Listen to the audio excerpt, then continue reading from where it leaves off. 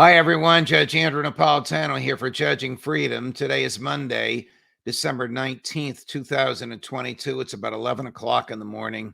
Wow, at the end of this week, it's Christmas already. And 2 weeks from today, begins the work week in the new year. Well, most of us have that Monday off. Sam Bankman-Fried, an interesting case that a lot of you have been asking questions about. How is it that if he operated out of the Bahamas, he's being indicted by federal prosecutors in New York City? And why is he waiving extradition? Okay.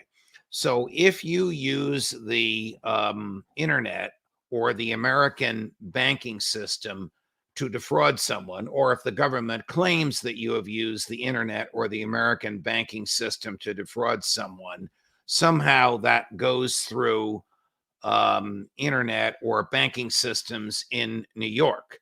If you defraud someone and the act of fraud is perpetrated and carried out in the Bahamas, but you have a bank that's headquartered in New York, then prosecutors in New York can prosecute you. So that's basically how New York gets jurisdiction over Sam Bankman-Fried. I don't know what bank he used. He probably used one of the 4 or 5 largest banks in the United States, Bank of America, Wells Fargo, Chase. They all have major offices in New York. And it doesn't take much for the federal prosecutors to get jurisdiction in a white-collar crime case. We're not talking about murder, where you have to be tried with a gun, where you have to be tried where the trigger was pulled and the victim died.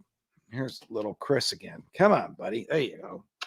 All right, Chris, down from the camera. We're talking about the allegation of a grand scheme which affected people all over the United States. Where was Tom Brady when he decided to invest millions with Sam Bankman-Fried? Where was Shaquille O'Neal? Where was Steph Curry? Where was Naomi Osaka? Where was fill in the blank? As long as somebody was in New York, as long as some banking or internet transaction occurred in New York, the New York prosecutors have jurisdiction. Okay, now for extradition. It's nearly impossible to fight extradition successfully.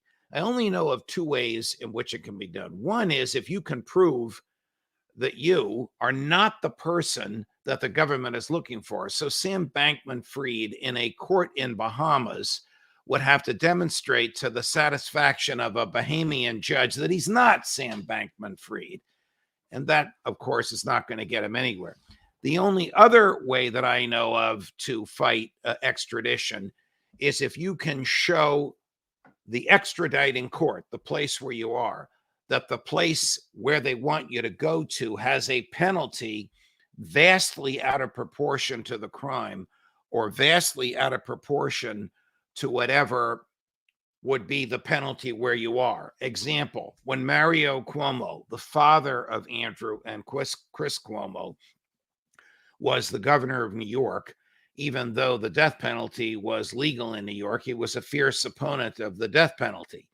And if someone in New York was wanted for murder in a state that had the death penalty and they asked to have that person extradited, Governor Mario Cuomo, would not extradite that person to a state if they were exposed to the death penalty. So he would require the seeking state, the state that wanted that person, to take the death penalty off the table. And if they wouldn't, then the extradition wouldn't go through. So those are the only 2 ways that I know of that you can successfully fight extradition. The penalty in the place that wants me is not a legal penalty here, or I'm not the person they're looking for. I look like them, I sound like them, but they made a mistake. They arrested the wrong person. Neither of those would apply here. Add to that the deplorable condition of Bahamian jails, and Sam Bankman-Fried decided I might as well go to New York and resolve this. How can he resolve it?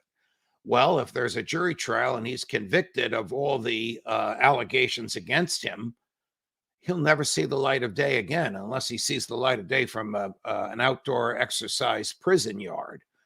On the other hand, if he cuts a deal with the government, he's 30 years old.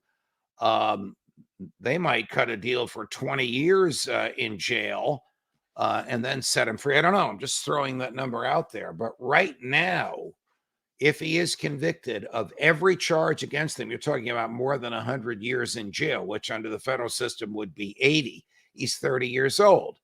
At almost any age, 80, any adult, 80 years is a life sentence.